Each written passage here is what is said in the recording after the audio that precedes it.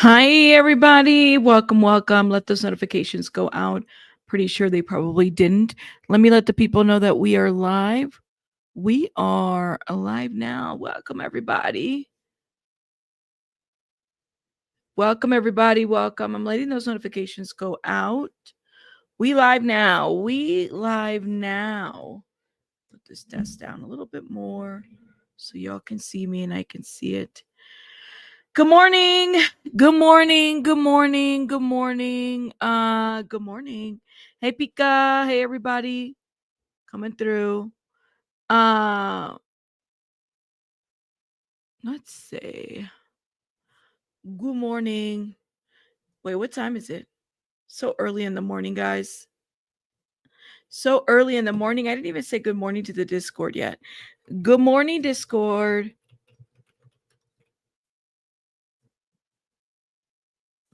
Hope everybody's having a great morning today. Live now. Everybody's probably just waking up. Welcome, welcome, welcome. I was working on some editing videos last night, so I'm a little tired, but that's okay. Welcome. Hey, David. Hey, B. Tim. Hey, everybody. Come through. Hey, everybody. Oh, my goodness. Welcome, welcome. Shout out to everybody. You're still in bed? Wake up. Wake up, wake up, wake up. Shout out to everybody. Wake up. Hey, Rhiannon. Hey, everybody. Oh, my God. I got to sneeze. Maybe I don't. Oh, I feel it coming, but maybe I don't. Because if I do, I got to go on pause because it'll take me out. Okay. You know how like when you feel it in your nose, you're like, okay, I got to sneeze. And then it's like, it goes away. Then it comes back and then it goes away. That's how it feels. Oh my God. You've been up for 4 hours? Oh man. I went to bed and then I went back. I was like, all right, I got to go back to bed, and got up again and then went back to bed. So today we got an interesting lineup to talk about. So I did just finish, well, I'm still editing the video for Jared Leto because I need to catch up on that, y'all. That video is like, wow. Just letting you know, keep an eye out, keep your eyes peeled. Okay, for it. Today we're gonna talk about what is going on with the Texas floodings, or a flood that happened at a camp in Texas. And I believe it was the Guadalupe. And shout out to everybody from Texas. If you're in Texas, let me know because I want to make sure I get the answer correct. So I was watching this press conference this morning on it. Thought it was interesting, and then even the articles that came about that that I was like, what's going on? And then we have to talk a little bit about, I guess, this little aftermath after the Diddy trial between, I guess, a lot of you guys were giving me the heads up about an escort by the name of Clayton Howard, who I think his real name is Dave, who's like suing Cassandra Ventura and Diddy, who wrote a tell-all book. We got to talk about that. You're in Texas? Okay. Yeah, so I thought it was a flash flood, but there's just so much. Honestly, there's a lot that I don't know about it. So before I even go there, I want to get to maybe an article and then another article that came in my feed. Now, the second article did it caught my attention, right? So we have literally a death toll, my understanding, of 50. Okay. They're searching for so many campers. Now, this is out of CNN. Keep that in mind. Let's start right here. Okay. Texas floods, 11 girls. This number right here is still, it hasn't changed. I was watching a press conference this morning. It's still the same. It's still 11 girls from, I believe, Mystic Camp. 11 girls from summer camp still missing as death toll rises. Okay, so a time lapse video shows how quickly floodwaters rose in Texas. I mean, it literally went pretty high, as far like it started kind of low and then it just went like raging waters after that. This time lapse video captured Friday shows how quickly water floods rose along the Llano River, or Llano River. I think it's Llano River in Kingsland, Texas. Kingsland is central in Texas, about 95 miles north of Camp Mystic.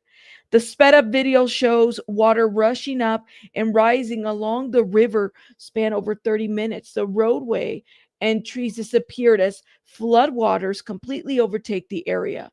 The group of people initially standing on the roadway can be seen backing up as the water rises, eventually leaving the area. This is so crazy. Let's watch this. I guess it's like a hold up. See if I can remove this. Look at this.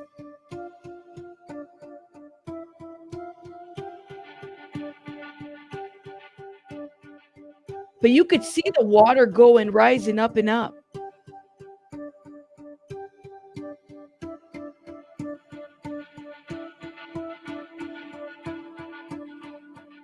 This is very sad, but it's like crazy how quick things will escalate. Like, hold up, let me see. See, they're there. They're literally, if you see them, they start kind of like right over here. They're standing right there. Y'all see them? And then they just have to move out of the way because the water keeps rising up. That's crazy. That's scary. Like I have no words.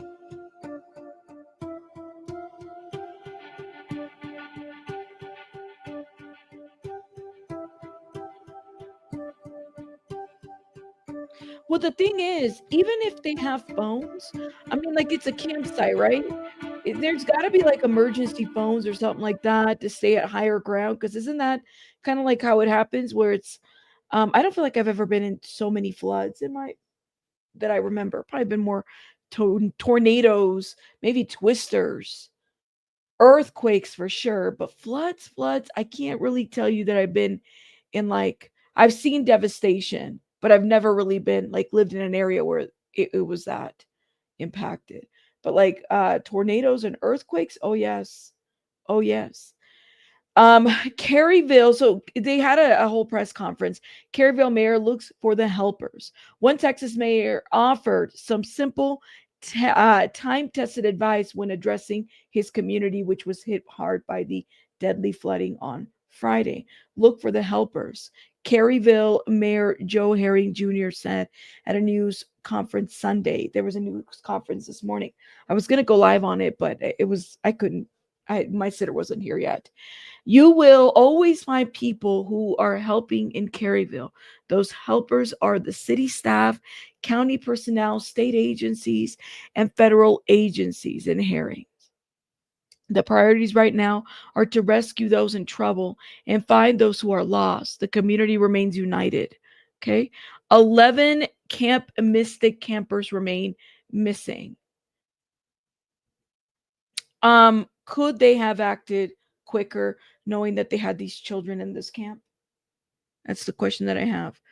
Or was it like a fight against time? What happened exactly that they couldn't just, get everybody together, if that makes sense? Let me know what you guys think in the comments. Search and rescue efforts continue for 11 campers and one counselor from Camp Mystic, a girls' camp near the Guadalupe River. Cary County Sheriff Larry Leda said Sunday. We extend our sincerest condolences and prayers for every single family affected by this tragedy. We continue to work around the clock and reunite these families. We will continue to search our efforts until everybody is found. It's just a sad situation. Like, and here's the death toll. The death toll across central Texas has reached at least 67. Local officials in several Texas counties have confirmed a total of 67 fatalities in connection with the floodings. They include 59 deaths in Cary County, 4 deaths in Travis, 3 in Burnett, and 1 in Kendall County? Yeah. So total of 67. Among those I know are children. So keep that in mind. Keep people in your prayers and your thoughts. And if you're able to assist, I know they have like all kinds of things kind of happening out there. Then I was kind of like told about this article that I was like, is this true? And you know how I am. Like, I have to kind of bring to your guys' attention a little bit of what the streets or the news streets are saying. Okay. Christian camp. Let me see. Christian summer camp where girls went missing during devastating floodings has been attended by daughters of Texas politician elites for 100 years. We always got to take it there, of course. Um, the all girls Christian camp, summer camp in Texas, where frantic searches underway for survivors of the catastrophic floods, has been a destination for the daughters of Texas politician elite since it was founded nearly 100 centuries ago. Nearly, excuse me, a century ago. Camp Mystic, situated along the Guadalupe River in the tiny town of Hunt, has been a beloved summer retreat most for some of the most influential young women in the Lone Star State and national politics, according to a 2011 Texas monthly story the Post discovered Friday. So what are we saying here? What's the underline? What are we saying here? Because sure, do nefarious things happen during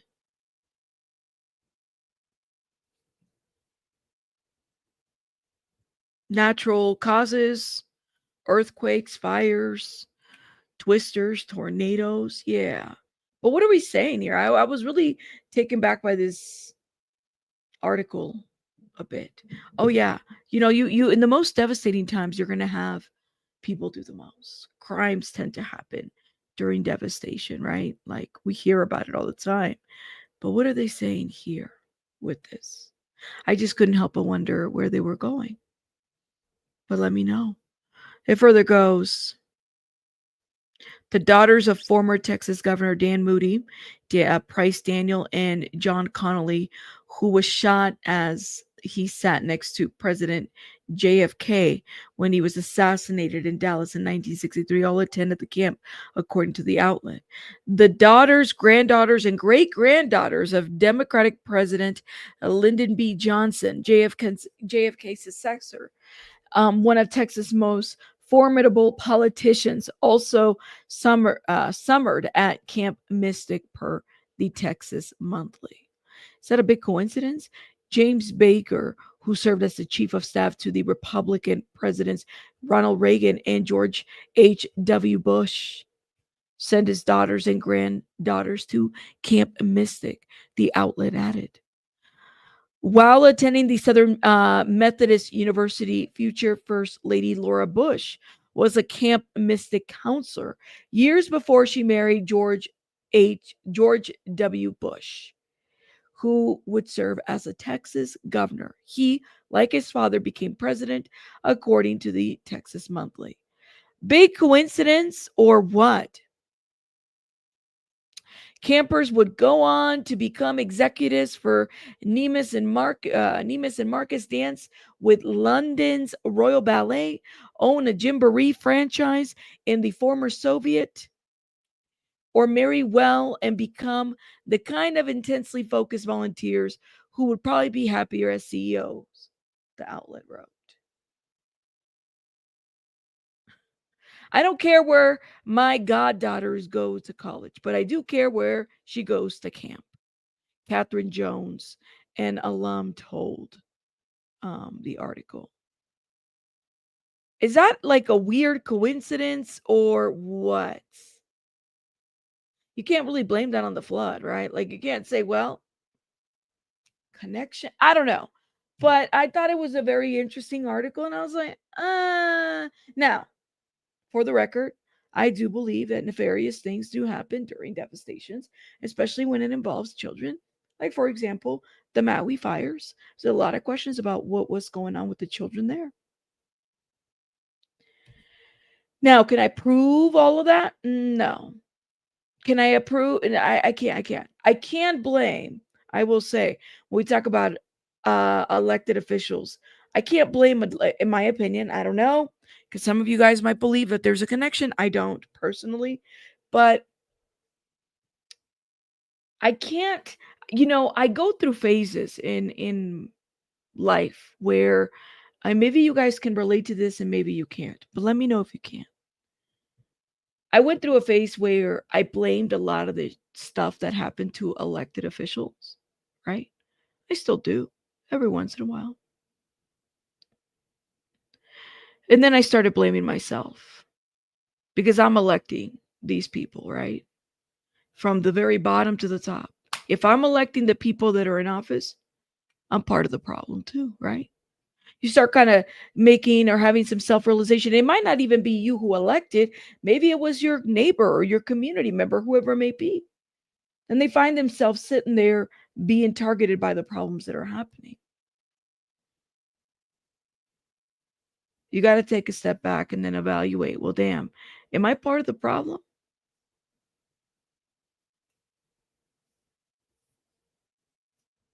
Am I? I don't know. Just some observation. Some observation. But let me know what you guys think. I know that was pretty deep on a Sunday. My God, what is this? But truly, it's a devastating situation that's happening. You have 11 people missing. Keep this whole family and everything in your prayers because that is what they need currently. And that's what's happening. That's what's happening right now. We need to kind of keep in mind that everything um, is kind of hitting people all at once. And when it comes to children, those are the most vulnerable population that we have, right? Most precious, vulnerable is the children, okay? And the most targeted is the children. I'm not targeted. I can't, I'm too old to be targeted to a certain degree, right? Like, you know what I mean? But like my mind, I'm already set on my ways type of situation, but my kids aren't. My kids can change their mind. You got to keep in mind how certain things are set to target us. Lovey Cats, thank you so much for being a member for 15 months. Thank you, thank you, thank you. Lovey Cats, thank you, thank you, thank you. Appreciate you so much. Thank you for supporting the channel. All right, guys, we got to talk about Diddy. We got to talk about, oh my goodness, like the aftermath of this trial and people feeling like they have to come out and speak about certain things that are happening both in the trial, outside of the trial, the victims, specifically the alleged victims, the people that were supposed to testify, and whatnot and whatnot. Okay. So you guys know the chef, Diddy's former chef, we read a letter that she had submitted, right? Basically imploring the judge to not let Diddy out. Don't let Diddy out. Don't let Diddy out. A lot of people are writing their letters and as that's their right to.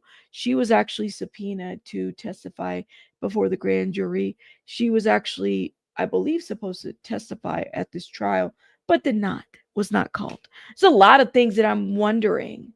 How many people were subpoenaed and were not called at this point? I have a lot of questions about this. Let me hit play on this and hear to what she has to say, and let me know what you guys think in the comments. Hey, it's me again. I just wanted to address a few things because I know that it's been very confusing to see my initial post about my reaction to the verdict and me saying that I was afraid. And I'd like to explain that, yes, being contacted by the federal government is terrifying. The fact that their visit happens on March 20th. And by April 4th, really, I was made aware that Sean Combs already knew about that visit, even though I declined to speak to the feds when they came. Right. That's why I was served with the grand jury subpoena. So my thing is everyone's like, oh, that's not witness tampering, that his lawyers were trying to pay your legal fees. Now, riddle me this. If someone has assaulted you in the past and they threatened your life because you know about them brutally assaulting the person that they are with, that's at the center of the case, why would you be offering to pay my legal fees? Riddle me that, okay?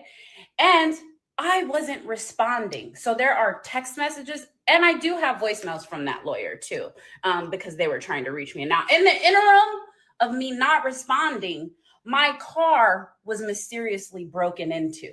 I It's a smash and grab in this city, but my car the alarm system was disabled, Huh. and the contents of my glove compartment and my middle console, everything that was identifying me was taken out and neatly placed on my passenger seat like a serial killer. And I immediately filed a police report and stated in that police report that the feds were at my house 2 weeks before, and that I believe that this was witness tampering and intimidation. Okay, so let me say this. With what happened with Kid Cudi and that whole situation, oh man, like the in my opinion, I've said it before. I don't think I'm misspeaking when I said this.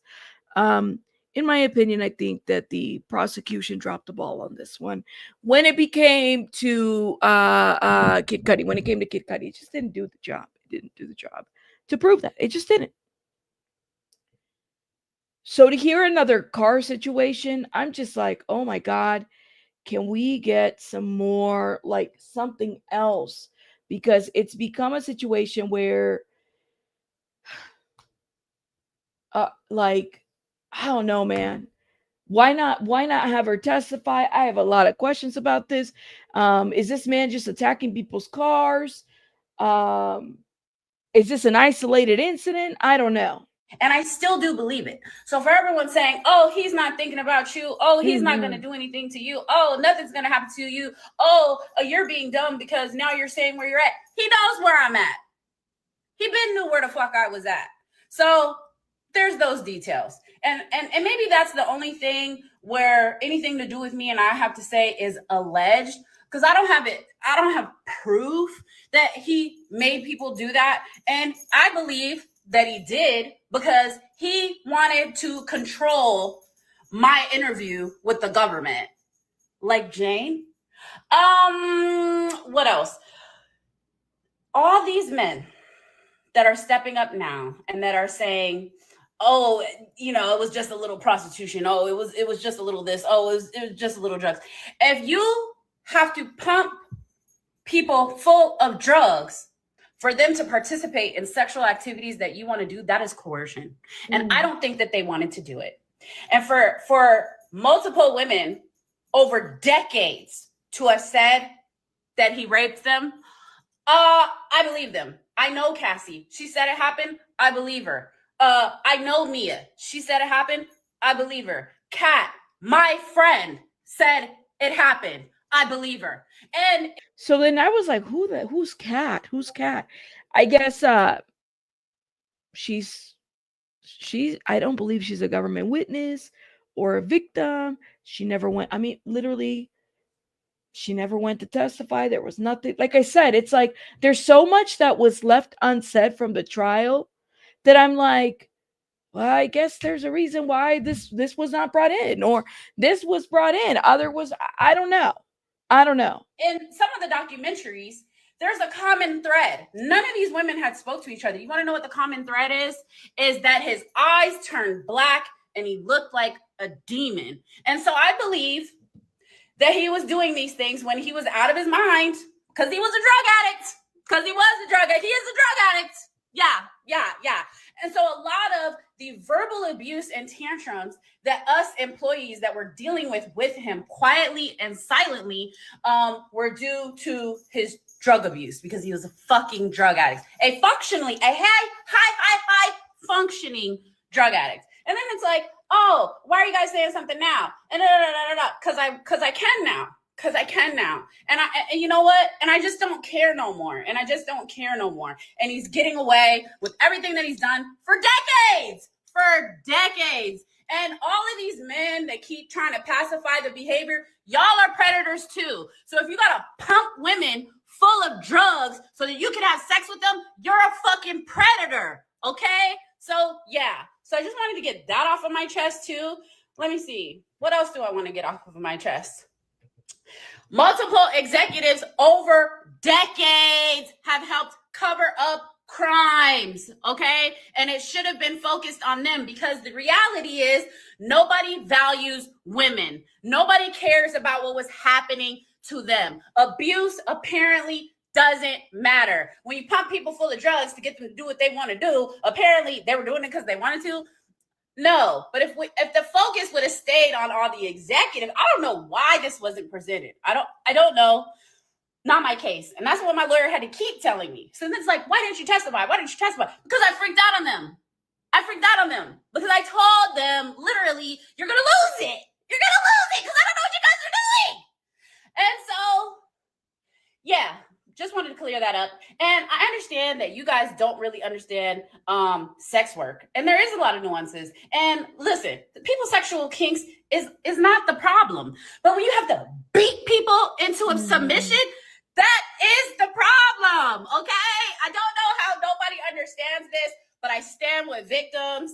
And yeah, and I want to like move forward, but I just don't understand. I just don't understand. You guys don't know Cassie. I believe that she was raped. You don't know Mia. I do. I believe she was raped. You don't know Kat. I know her. I believe she was raped. He's a fucking rapist. And so I don't care. That's what I believe. That's what I believe. Have a great day, everyone. Fuck. Oh, hey. Wow. It's me again. Let me know what your thoughts are in the comments about this one. James, thank you for the PayPal. James said that I need throat lozenges. I promise you, I'm taking care of my voice. I really am. I'm speaking a lot lower. Every once in a while, I get the urge to just say something loud, but thank you, James. I appreciate it. Thank you. Yes, click like. Thank you. What do you think? What do you think? I don't know, man. I don't know. Why didn't they call her up as a witness? She said the feds failed to clearly explain. Rico failed to subpoena 2 credible witnesses, right?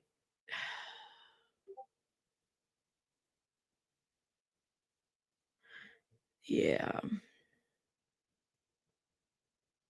It's a lot. So when I saw this, I was like, okay, well, there's that. I don't know what to say. The trial's a lot, and it seems like it keeps going even though it's like over. He said, wow, she's shocked. This is why she's all over the place. And yes, I think they should have focused on other things. And now they're all about to sue Cassie. Well, there's that guy, Kava Sensia. Thank you for mentioning this. There's that guy. We're about to watch another one. Okay. You guys, I'm sure everybody has heard of this one. Okay. Now, I don't know what to make about him because I saw him on Tasha K, and no shade to Tasha K. That's not what this is about, but and I'll even call myself out a little bit on here too, because I feel like there's something to be said about this. But I don't know, like the interview at Tasha K felt so off. It's so just off-putting in general, simply because so this is Clayton Howard. For those that don't know, this is Clayton Howard. His name is Dave. He's an escort, right? He's alleging that his name was thrown around at the trial, by the way. His name was mentioned. His picture was on these things, right? He's an alleged escort to prostitute who had dealings with Cassie and Diddy for many years. Okay. And so he was writing a book, and he had to deal with Tyrone Blackburn. Okay. Which you guys know how I've been very vocal about Tyrone Blackburn. I'm not a fan. Right? Well, he talks about how like he's also a victim of these freak offs. Is Freezer Meat Guy a victim? Is Daniel Phillip a victim? Like, are these people that went to federal court testifying about the fact that they were hired as escorts, but then they perform other duties. Are they victims as well? Could you make an argument for both?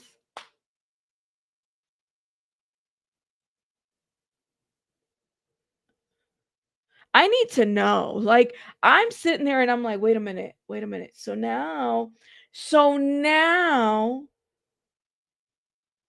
we're making villains and victims of the situation?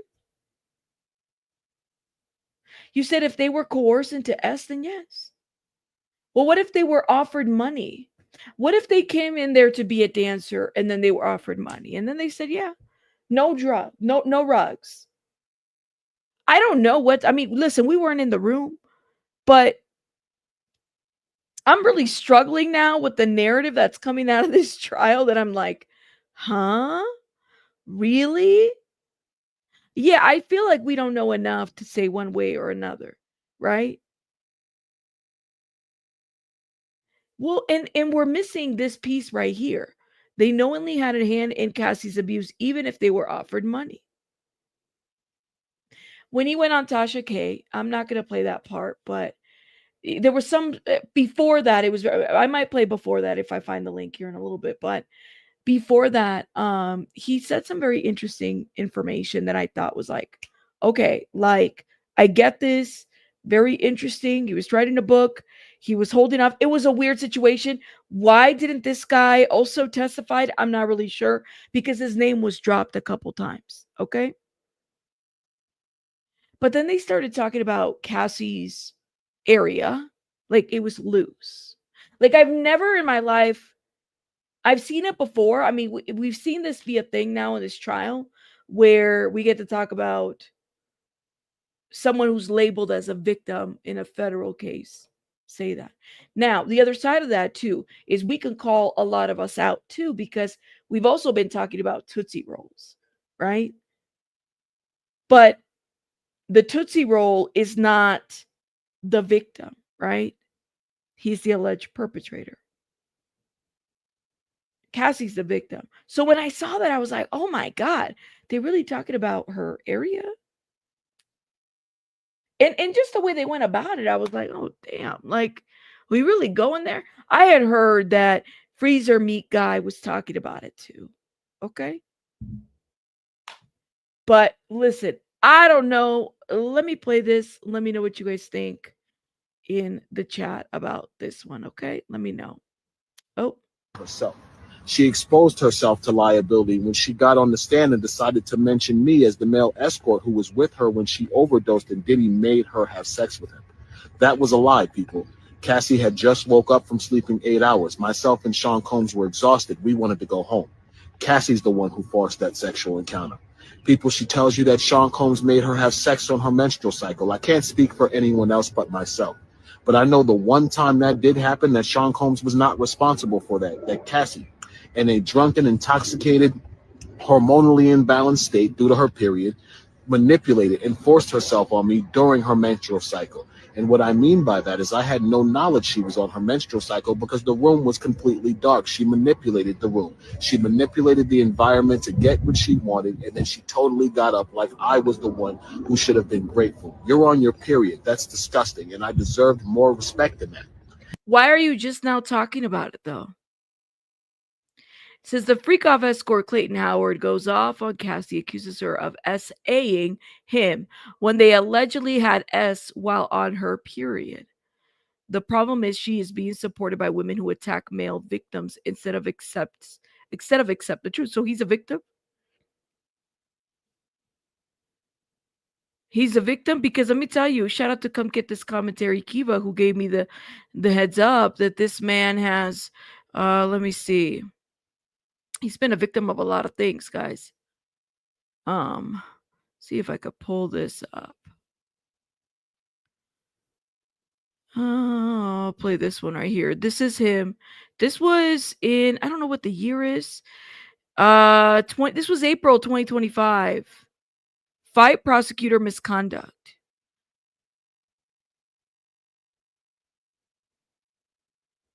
This is him. See if I can. Hello, everyone. On behalf of Operation Rock, my name is Clayton. Today I ask you to help me and join in the fight to fight prosecutor misconduct. Prosecutor misconduct has violated the rights of the innocent for decades. I myself currently find myself to be the victim of a domestic violence dispute and numerous constitutional and procedural due process violations by the man to the, I believe it's left of me in this screen, Staten Island District Attorney Michael McMahon. Since 2020, Michael McMahon has been responsible for what you see above me, which is 4 malicious prosecutions, 1 gang assault where I was assaulted by 5 people, 1 assault with a deadly weapon where a gentleman hit me in the head with a tire iron, 5 false arrests, all proven false, and I've been denied all rights as the legitimate crime victim of multiple assaults and intimate partner stalking with a final trial-ordered lifetime restraining order against a woman who Michael McMahon happens to be sexually attracted to. How does he know that? So this is the guy that everybody's saying this is Clayton Howard. First of all, I don't expect Mr. Clayton Howard or Dave or whatever the hell his name is to formally say, yeah, like he's just now coming out because his name has been mentioned, right? It wasn't like he had came out before and said I was essayed, right? And you know what? Victims, if he is a victim of this, because that's what he's alleging, that's what he's saying, people will come out at different times and phases of their lives. I get that. But there's this. Then there's this case. If he would have formally have come out and said, I was prostituting, I was doing this while I was a paid escort, like he would be confessing to a crime, right? Because you're not supposed to be doing that. But his name comes up. And then he's talking about prosecutorial misconduct here. So why? What happened here? And he's writing a book too about it. He's going to write another book. So again, this is in 2025. Prosecutor misconduct has destroyed more lives than the crimes of any citizens committed. The job of a prosecutor is to keep society safe. The job of a prosecutor is not to frame innocent victims for women they may be sexually attracted to. But as you can see by the decrepit gentleman to the left of me, this is the job of Michael McMahon, Staten Island District Attorney. How does he know that the prosecutor is attracted to that woman? I don't know, guys. Where, like I said, I listen, it's a lot of different information and everything. I don't know. Cassandra Ventura, your idol, did this to herself. She exposed herself to liability when she got on the stand and decided to mention me as the male escort who was with her when she overdosed and Diddy made her have sex with him. That was a lie, people. So is he calling Cassie a liar? Did she lie on the stand? This is the interview. I mean, it literally, I watched it yesterday and I was like, damn. And I can't watch this whole thing because it literally, it's just gross. Like it's just gross, the shit that they get into. But let me play this. The book off. So now when I finish the book, Tyrone says, yo, you cannot release that book. Hold up, because they get into Tyrone Blackburn. I think he's somebody that needs to be exposed. This is how dirty some of these people are. You don't know me. Shout out to Tasha K, by the way. You're about to know me too. So what he did is Tyrone was aware that I wrote this tell-all memoir about Cassie since January of this year. But I think he thought that I was playing. So, I contacted him like, listen, man, I'm a victim. She did some things to me that that I'm trying to file a civil action for, and I believe the story should be told.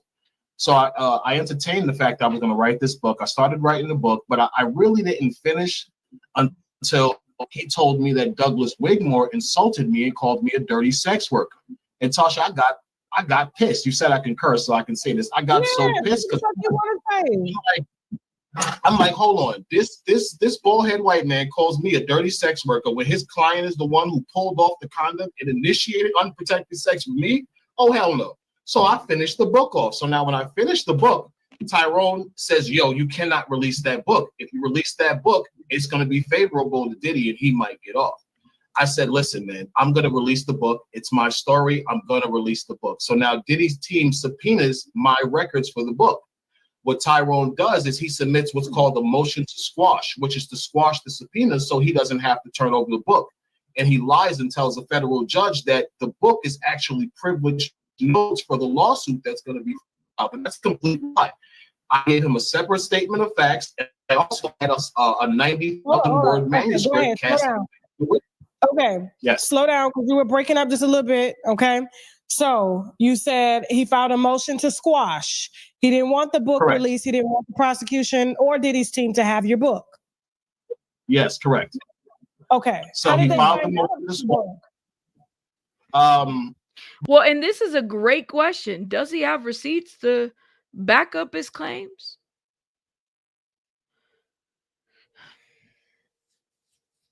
I mean, what they used at court was like text messages, phone records, credit cards, that type of thing. But like, is he coming for Cassie because he can't sue Diddy? That's my question.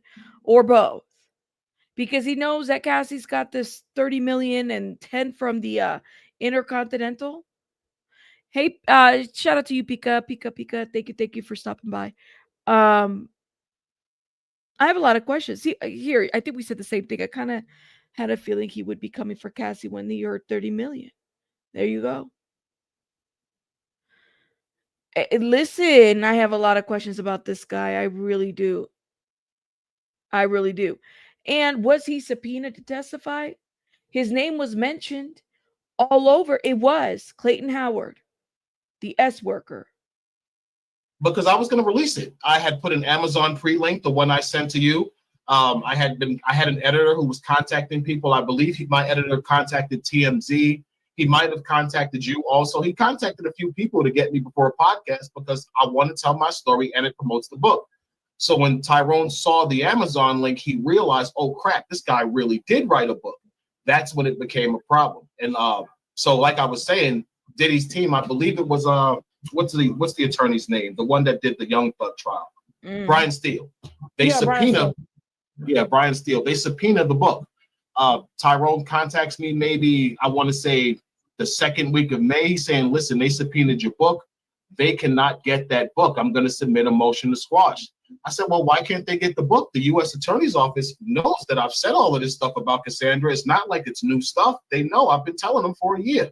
He says, dude, that book would destroy her. I said, well, if I have to give him the book, I want to give him the book. He says, all right, let me take care of it. So I find out I think it was like May 17th, May 15th, that he submitted this motion to squash, where he completely lied to the judge, Samaranian, and he claimed that my book was actually privileged notes. Now that's a lie because the book is not privileged notes. So the judge orders him to turn over the manuscript. I believe I contact him a week after I find out the judge orders him to turn over the manuscript. And I asked him, I said, hey, did you turn over that manuscript? He said, hell no. Why would I do that? Are you crazy? No, if I turn over this manuscript, you're going to blow this case apart. You hear that? I said, Tyrone, listen, I don't want a problem. Turn over the book. My phone dies. So now when my phone starts back up, I sent him a text message. Listen, brother, I don't want a problem with a federal judge. I'm going to release this book. Turn over the manuscript. I don't believe he still turned over the manuscript to the defense. I don't know. He never represented him. Let me see. I don't think so, but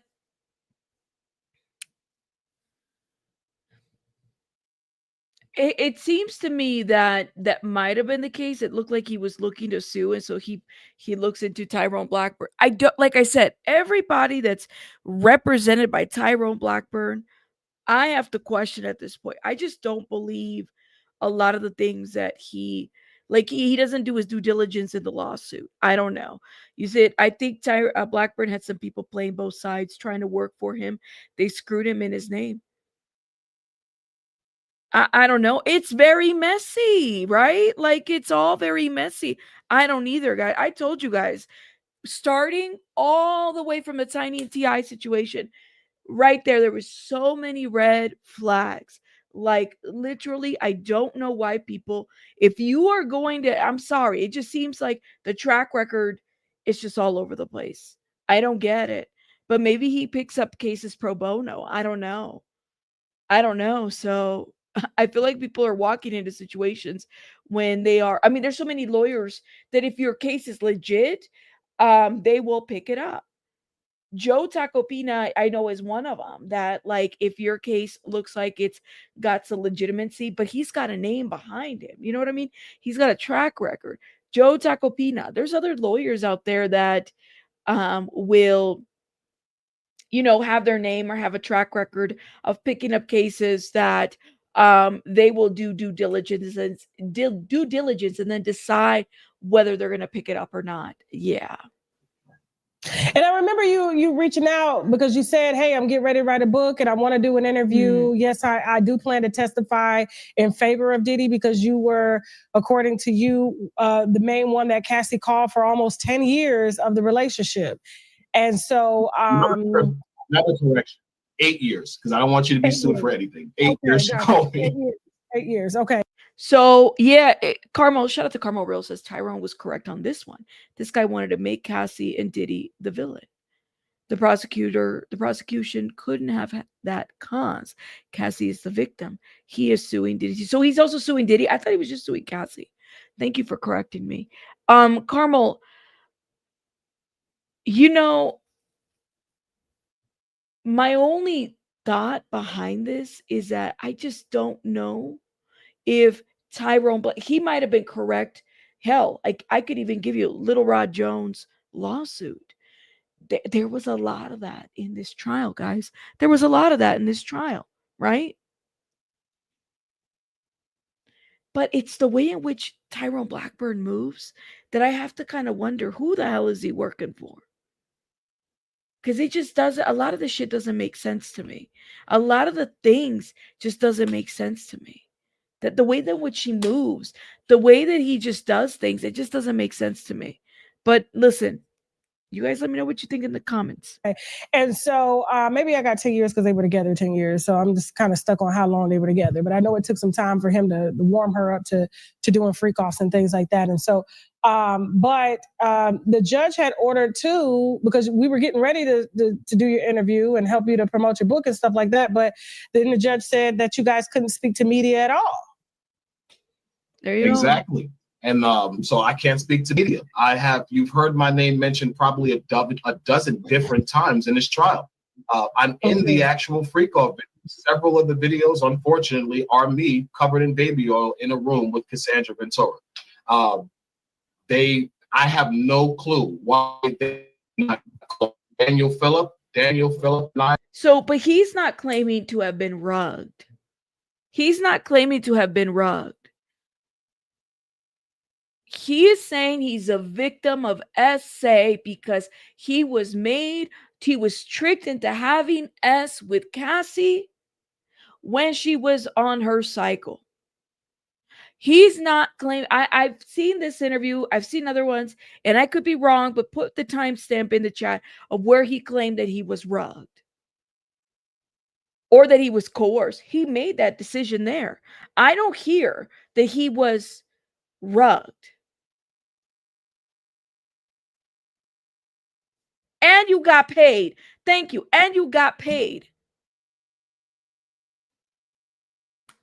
to be a escort, or excuse me, an prostitution, which is against the law, right?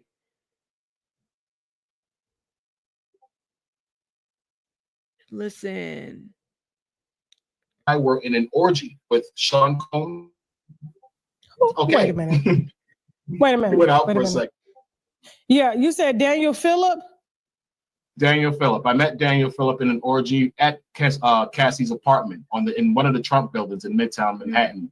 I believe it was 2011. That's where I met Daniel Phillip in an orgy where I was called by Cassie to have a sexathon. And basically the goal of this sexathon was for one of us to last the longest.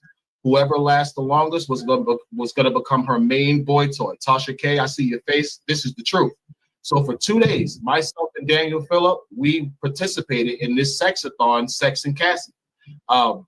Daniel Phillip hung in there, but I think it was a Wednesday morning, actually. I think the morning of the wrap up of the thing, he finally couldn't participate anymore. Not because something's wrong with him. He had been up 2 days. He's back to back having sex with her. He was tired. So he couldn't perform anymore, but I still could. So I finished her off. You know, I end up winning. Diddy comes out the room after he carries her in the other bedroom. He pays Daniel Phillip. Daniel Phillip leaves. He comes to me. He tells me out his own mouth. He says, listen, she said you were the best penis she ever had in her life. Wow, really? He said, yeah. He says, yo, she wants you to come back. She just needs some time to rest. I said, all right. Now, I had been there 2 days, Tasha. I needed to go to work. I was an optician. I don't even think I was escorting anymore at the time, because I only started escorting because I was in prison. I got released. I had a great body. I was good with women. So someone hired me to be an escort. So maybe a year or two into it, I stopped. I got a job. I was an optician. I was trying to get my life together. I didn't have time for that. But Cassie paid me so well. It was kind of like a no-brainer.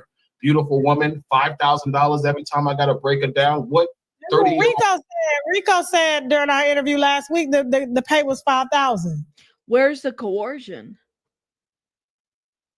Yes, and I heard about the STIs and stuff, but where's the coercion?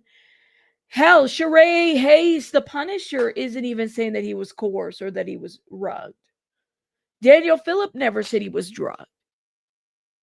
5,000. I only got less than 5,000 one time, and that's the time Diddy drugged me. He gave me $1,500 to go home because I was completely drugged out of my face off of something he gave me. But every other time I got 5,000. The time with Daniel Phillip and winning this orgy, I think I got like $11,000 in total from winning the orgy, then coming back and dusting her off again.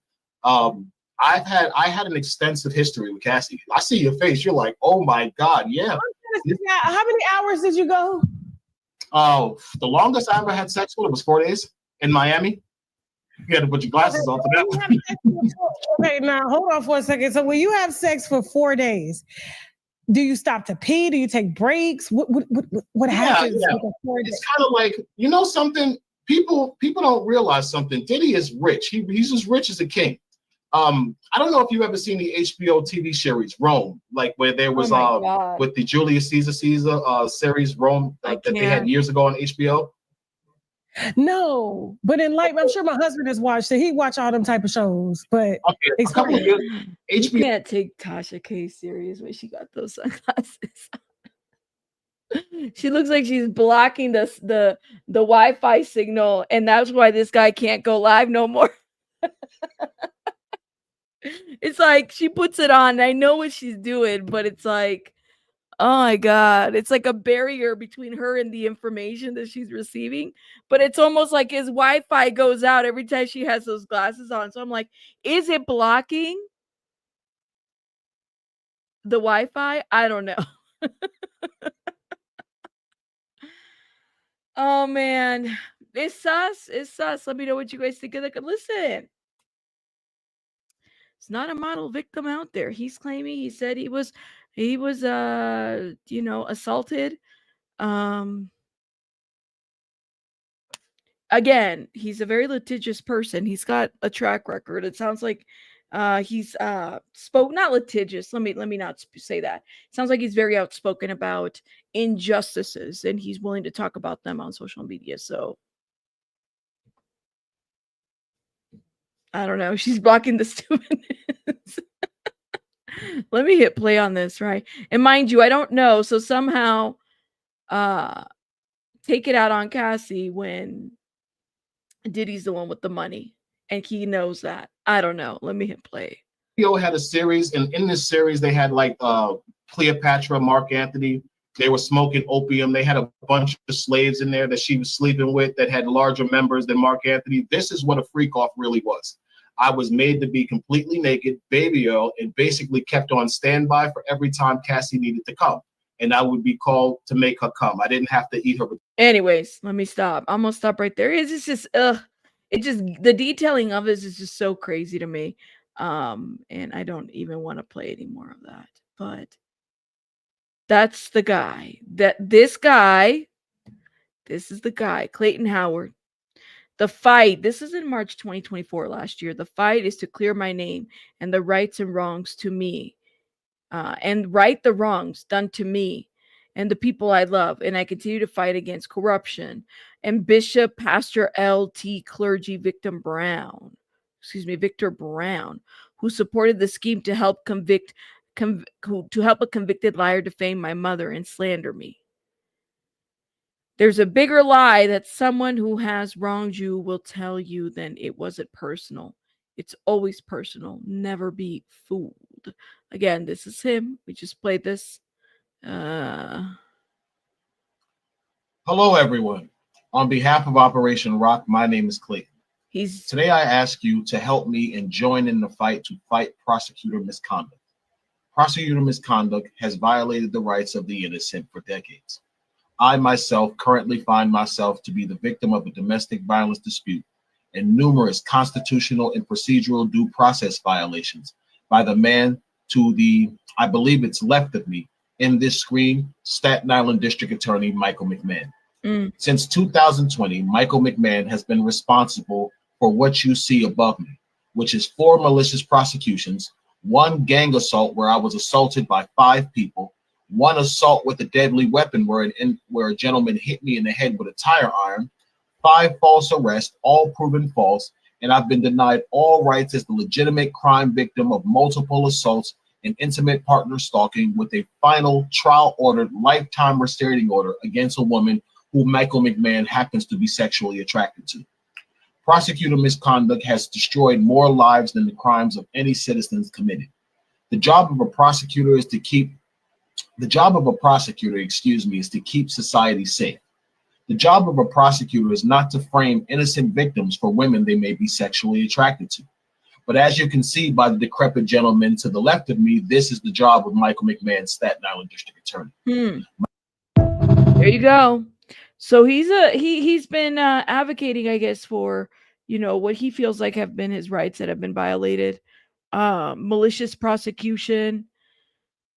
So now he's in this situation, which, you know, it sounds like he was in his other life, he was an escort. I mean, how did he come across Cassie, or how did he come across this whole situation if it wasn't for the fact that he was, you know, dealing in this kind of world? It kind of makes you wonder. It does. I don't know, y'all. But hey, I mean, let me know what you guys think in the comments. I could be completely off and wrong. I don't know. It's just my opinion. My opinions aren't fact. They're just that, opinions of mine. I mean, we even have, oh my goodness, the alternate juror was, I guess, at like a park. Oh, Lord have mercy. There's another situation here. Let me show you guys. Let's see what it says. I think we already talked about the CNN interview. Diddy, alternate juror. See if I can pull the article. Diddy alternate juror, prosecutors use baby oil to paint Diddy as a criminal freak. Let me know what you guys think. Let me see if I can pull the article. Did they do an interview with them too? Use baby oil to paint him. Yeah, this was a day ago. Okay. All the Mr. Rogers sweaters are coming up, by the way. You guys know what I'm talking about. We talked about Mr. Rogers while we were covering Diddy. Hey, Sylvia. Hey, everybody.